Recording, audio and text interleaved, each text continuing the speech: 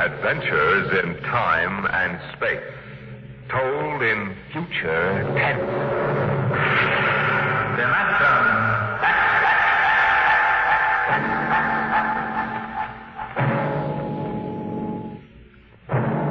The National Broadcasting Company, in cooperation with Street and Smith, publishers of astounding science fiction, bring you Dimension X.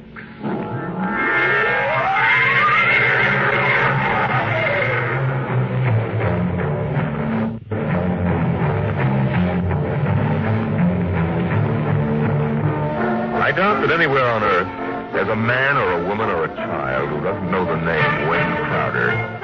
I doubt whether there's a human being who hasn't at one time or another used one of the Crowder products, the can opener or the razor blade, or the patented tooth powder dispenser, or the Crowder improved slideless fastener. There's a fortune in such products, and Wayne Crowder was the man to squeeze that fortune out, penny by penny. And he did. And in the magazines which write about men of business, he was described as a man of ice and stone and ink and steel. No warmth, and a heart to pump blood, not feel human emotion. But he took some of his money and he built himself a towering skyscraper. And he placed his private office at the very peak. And he built a battery of buttons into his desk so that when he wanted something, all he ever had to do was press a button. And like genies springing out of the bottle, the proper personnel would come running. Yes, Mr. Crowder. Get me my engineers. Yes, sir. Right away, Mr. Crowder. Mr. Crowder wants his engineers at once.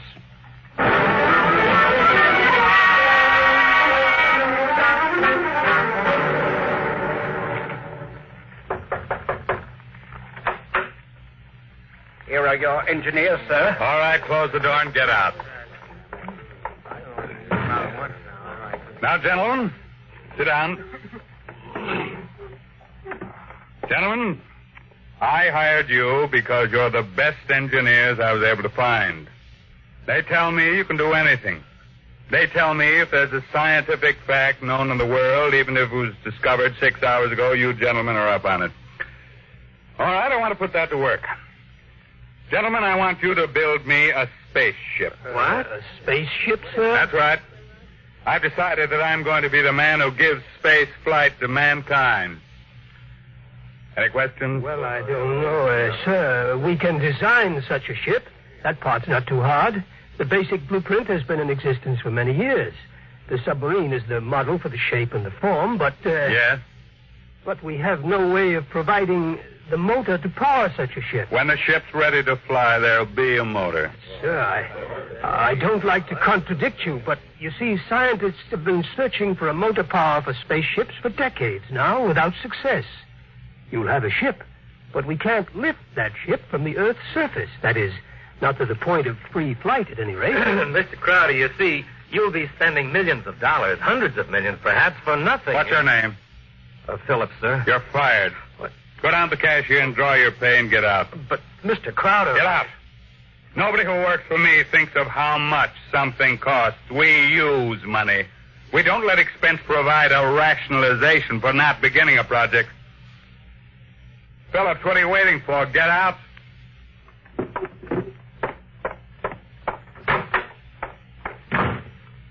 Gentlemen, any other comments? The ship will be built, of course, Mr. Crowder, but the fact still remains. We can't power it. You design the ship. I'll find the motor for you. Where, sir? That's a fair question. The answer is, I don't know. But somewhere in the world, there's a man who does know the secret. Long before Henry Ford, there was Leonardo da Vinci. And long before him, there was Archimedes. And long before him, there was some Stone Age genius who invented the wheel when the only thing the mob could conceive was dragging things around on their backs. I want that motor. And I'll root out the man who has the theory which will let us build it. I'll find him. Money will be available to him, an organization, my backing, and we'll get what we want. You're going to be plagued with a host of crackpots, sir. Obviously. So it's going to be your job to separate the wheat from the chaff. But anyone who shows up with a promising idea, no matter how fantastic it sounds, is going to have a chance to show what it can do. How quickly do you want this done, sir? Yesterday. Yes, sir. Anything you need. Well, Mr. Crowder, we'll need construction yards, sir, and certain machinery and a great many materials, of course. A labor force. Get them. Send me the bills. I don't want to be bothered with minor details. Yes, sir. One more thing, sir. Phillips, sir. Yes? We need him, sir. He's a top man on electronics. He's a vital cog in our team. I don't want Phillips working for me. That's clear, I hope. Who else in the country knows what he does? Not one in this country, sir. There's a man in Asia, though. Get him. We've tried before, Mr. Crowder. He's working on an important project for his country. I'm not concerned with details. Now get that man, pay him what he wants, but get him. Sir, you don't understand. I understand, man. If this man quits his job, that whole project will collapse. It means the welfare of many people, millions of people in his country. And he has a high sense of patriotism. By that sense of patriotism. Now, that's all. I don't want to see you again until you have a report of work in progress. Yes, sir.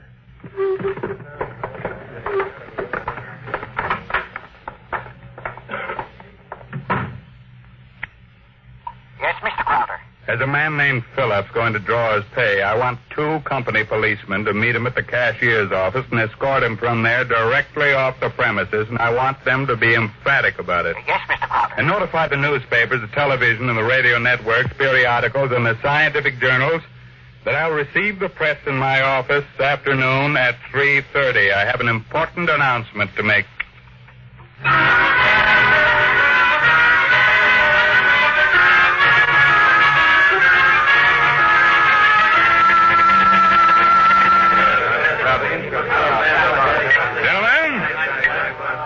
Gentlemen, now you can finish your drinks later.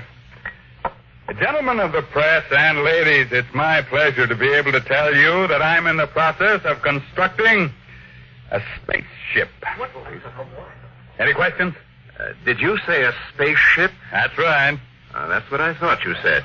I knew the drinks weren't that strong. Well, yeah, I expected it might be something of a shock to you all. Mr. Crowder, is this spaceship under construction now? It is. Well, according to your plans, is it intended for interstellar flight or merely for flight between planets? This is a beginning only, and my intentions are quite modest. I expect the ship to be able to pursue a course between Earth and Mars or between Earth and Venus. For the present, any longer trips are not contemplated. You've solved the problem of motor force, then? No, I haven't. But what sort of... You mean you don't have any means of propulsion for the spaceship? That problem is not solved as yet. It will be. That's why I called you in this afternoon. I want you to announce that I have $100,000 in cash waiting for the man or woman who first brings me the basic idea for such a motor. That's all I have to say for now. Well, finish your refreshments, ladies and gentlemen. I'll let you know from time to time how things go. Mr. Crowder, one more question, please. Yeah. Do you have a name for the spaceship yet? No, not yet. Then let me suggest one. Yeah? Crowder's Folly. Quiet, all of you. Quiet! What is your paper? The Daily Times, sir. Inform the company police that under no circumstances is any representative of the Daily Times ever to be allowed on company property again.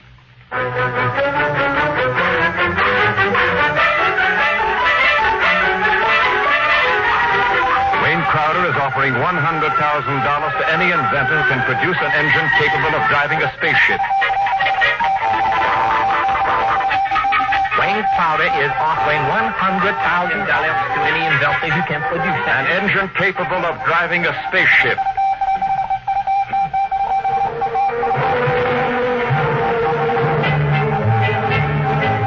It was Crowder's Folly, but the word of what he wanted circulated to the far corners of the globe. And it was known in the white ice block huts of the Eskimos and in the grass-thatched villages of Central Africa, as well as places less remote. And the Crowder office became the Mecca and the heaven for the lunatic fringe of humanity. Their blueprints and scale models clogged its corridors, and more applicants came to the great skyscraper. I told you, don't want these people in my office till they're screened. Now get out! Get out! Every Every time I open that door, they surge in like a tidal wave. I have a progress report for you, sir, on the construction of the ship. Go ahead. I've spent $13 million for the yards, the equipment, including 3 gantry cranes, several dozen presses, thousands of dies, and so forth. Go on. We had 12,000 people working for us directly, not including subcontractors and their labor force. Well, what about the ship? Mr. Crowder, the ship is finished as far as we can go. Certain additional construction cannot be done now because it depends on the shape and the mass of the engine, on the type of fuel, on the weight of that fuel. I see. All right, lay off everybody we don't need. I've ordered that, sir. Mr. Crowder, is it possible that no one will turn up with a motor? That's the one thing that's not possible. He will come. Money and determination will buy anything. Now close the door on your way out. Yes.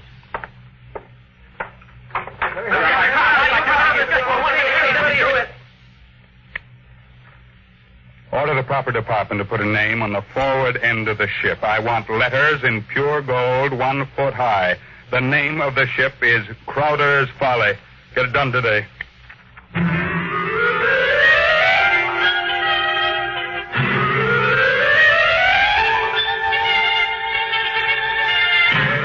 The sun rose in the morning and glinted rose on the silver sheen of the hollow ship's skin. The sun set at night and glinted rose on the silver sheen of the hollow ship's skin. The golden letters on the prow held out the fury of Crowder for the world to see. A staff of 50 was employed as time went on in taking rust preventive measures to ensure the ship's well-being. In a year, the first experiment seemed ready to bear fruit, and a test was held. The atomic fission motor. In exactly 45 seconds now, we'll hold the test, Mr. Crowder. The actual trial of the motor is taking place 3 miles from here. Now, this dial here registers the nucleonic activity. And this dial, right here, is thrust. Over here, this dial is a measure of the effectiveness of the shielding in terms of outside radioactivity. That sound you hear is our generators right here, building up power to supply the motor by remote control. Now, if this needle goes around to the part of the dial marked in red, there will be an explosion. Are there any questions, sir? Proceed with the test. Watch the needle, sir. 8,000. 8,500. 9,000. 10. 11. 12. 15. That's an overload now, sir. 18. 20. I don't know how much more it can stand, sir. Huh? What happened? Your generator blew out. What kind of... I beg your pardon, sir. The motor blew up. What are you talking about? I'd hear, sir. You see, sir, it takes a while for the vibrations of an explosion to travel 3 miles and then reach through 15 feet of concrete. I see. Well, there are other experiments in progress. Let me know when they're ready for testing. Yes, sir. Mr. Crowder, the inventor of that motor had to be with it, of course, during the tests, but he has, that is, he had a family. The fool knew what he was doing. He understood the danger. Now line up those experiments and don't turn anyone away if he seems to have the remotest possibility of success. Now, I'm telling you, my man will come. Money and determination will buy anything.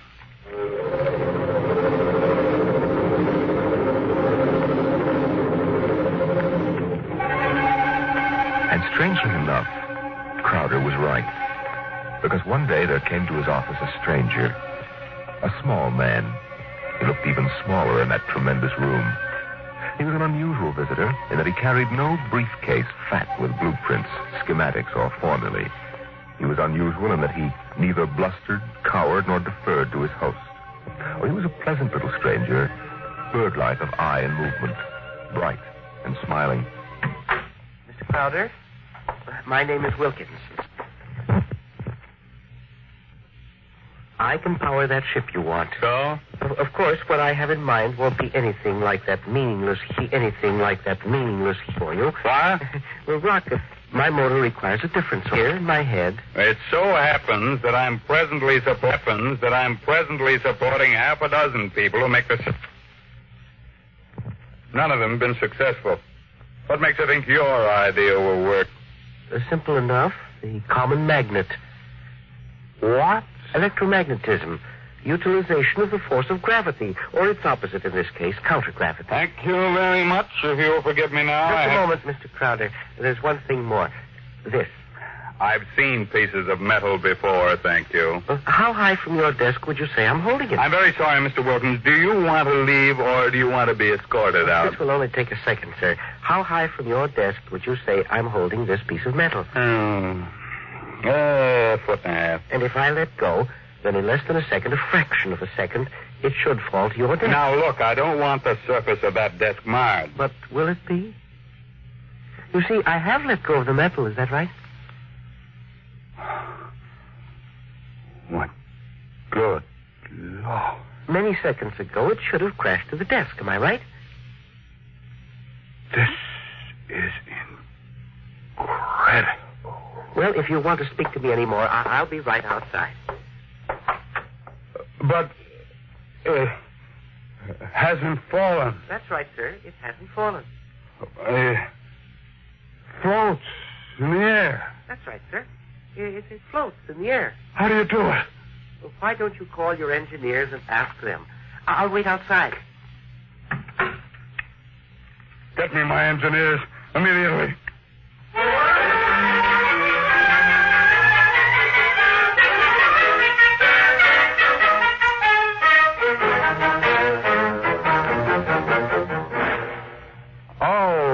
Mr. Wilkins, you're quite right. This piece of metal is apparently counter-gravity. My engineers can give me no explanation. Thank you, sir. What do you want? I want to build a spaceship using this material. No great expenditure, 1/100th of the cost your behemoth sitting out there in your building yard, and 3 other things. Workshop, expert mechanical assistance, and an answer to one question. What is the question? Why do you want so much to build this ship? Frankly, because I love power. Because I'm ambitious. I want to be the master, not only of one world, but of worlds. That's an honest answer. And that's as far as your thinking goes. What else is there?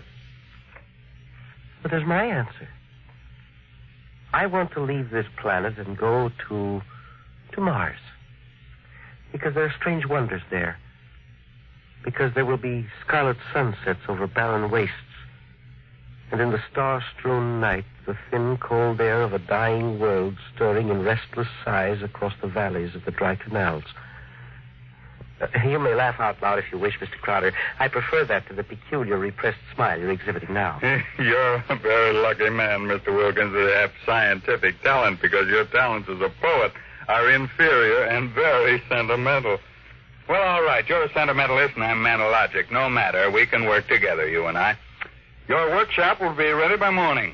If you need money or materials or personnel, just tell my engineers. You'll get it, or I'll know the reason why. And that's all.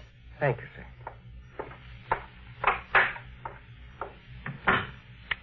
Get me my engineers.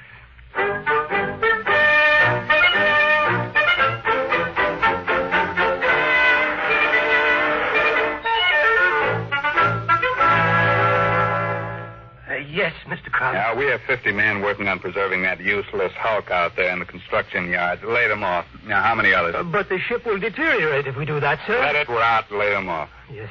Now, how many other employees are still working for us on the project? About 3,000, sir, including the people working on experimental motors. Get rid of them. But, sir... Get rid of them. Well, Mr. Crowder, I never thought you'd drop this project. You were so adamant on it. I'm not dropping anything but dead wood.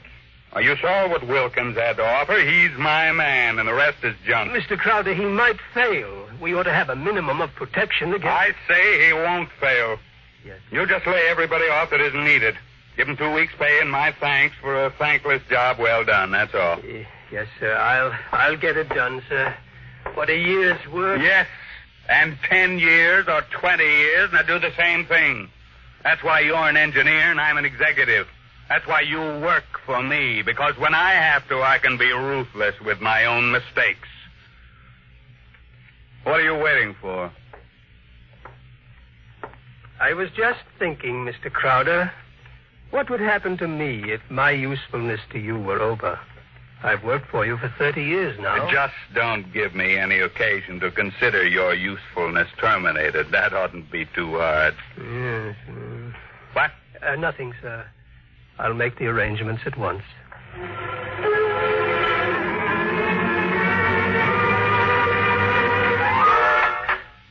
Who are you?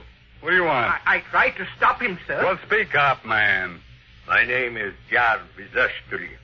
I am an electronics expert. Oh, yes, I remember. You're the Asian. Well, come in. Do you want me, sir?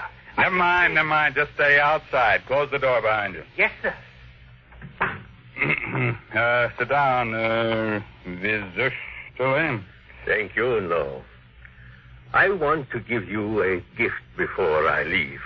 Oh, you leaving? I thought we still needed you. I resigned. Well, I'm sorry to hear that. I'm told you're a good man.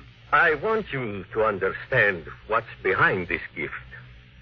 I was working on a power project in my country which would have meant a tremendous rise in the standard of living for millions of my people. I was unable to resist the money you offered. Had you resisted, even more money would have been forthcoming. I placed no limit on your worth to me. I understand. But you see, I did not come without a sense of guilt, because there was no one in my country who could take my place. I would assume that. And now I discovered that what I did was for nothing. The spaceship on which I worked is being dismantled. That's right. So I have been corrupted by you at a whim. I think you have too much power, sir. I think you use your power for evil, selfish purposes. Selfish, yes. Only sentimentality is evil. I think otherwise. And so, in order that you shall not corrupt anyone else, I have this gift for you. Here you are, sir. Oh. And just one more shot for good measure, to make sure you are really dead. Good.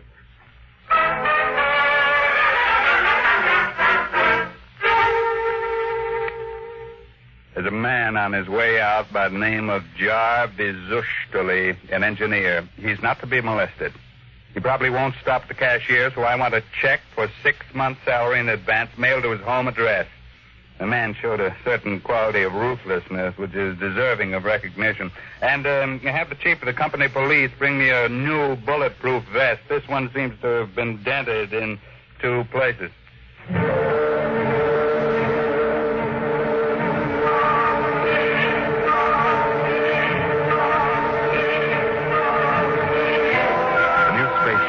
According to Wilkins' plans, as executed by Crowder's engineers, was finished within 4 months. It was small. It was shaped like a disc. It gleamed brightly, even in the smoky haze of an October sunset. Inside, Crowder and Mr. Wilkins, in a small cubicle at the heart of the machine, were surrounded by many instruments of a complicated nature. Outside, huge crowds gathered to witness the test. They stirred and murmured, waiting restlessly, as inside the control room of the craft, Wilkins installed the final secret part he had not revealed to those who built his driving apparatus. Well, Wilkins, what's holding us up? Nothing now. Or sentiment, perhaps. What? A wish to look once more on Earth's familiar scenes. Here, now the screening is removed. Look at the people out there. Never mind looking out there. Let's leave that thing closed. You're a sentimental fool. Or are you afraid? Or did you decide at that last minute that your invention won't work? It will work. Oh, sit down, Mr. Crowder. And do me a favor. When I press this button, will you please press the button on the arm of the chair you're seated on? I'll tell you when. Turn on your motor. I want to hear its roar and feel its tug as we cut loose from Earth's gravity and fly outward into space. That might be a moment in which I'd share your sentimentality. Press your button now, sir. Thank you. This is all hoax. I'm beginning to distrust you, Wilkins. When are we going to take off? You said at 5 sharp, and it's 2 minutes after 5 now. Well, do we move or don't we? Mr. Crowder, we're already moving. The button you pushed was to nullify the effects of acceleration. If you don't mind, I'd like to open the screen again. Now, if you care to look for yourself. Wilkins, we're in space. Look down at Earth. How far we've come. Why, it's no bigger than a toy balloon. A dime. A firefly.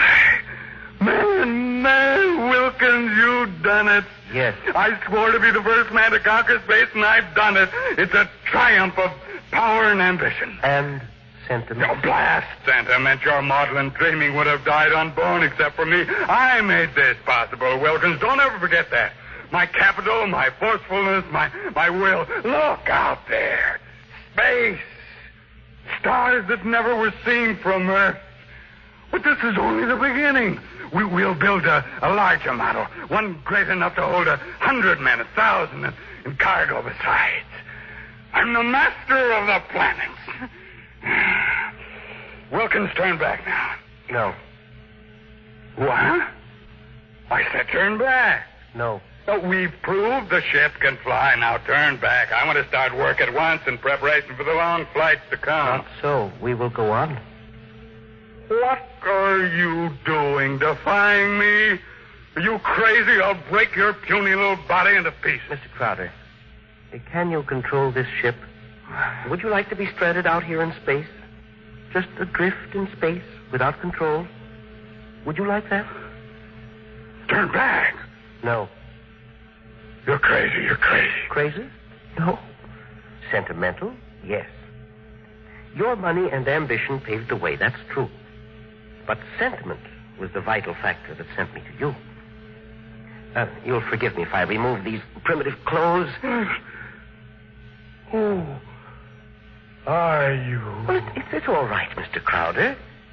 There is no need to be so terrified because you've had your first close look at a Martian going home.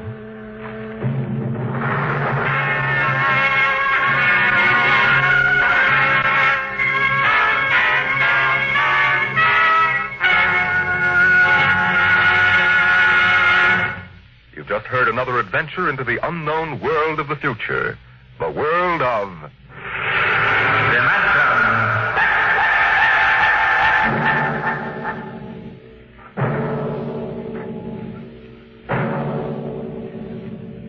A private detective receives many strange assignments, but none has ever received one quite like that given to the investigator we're going to tell you about next week, as we bring you from the pages of the September issue of Astounding Science Fiction, Untitled Story.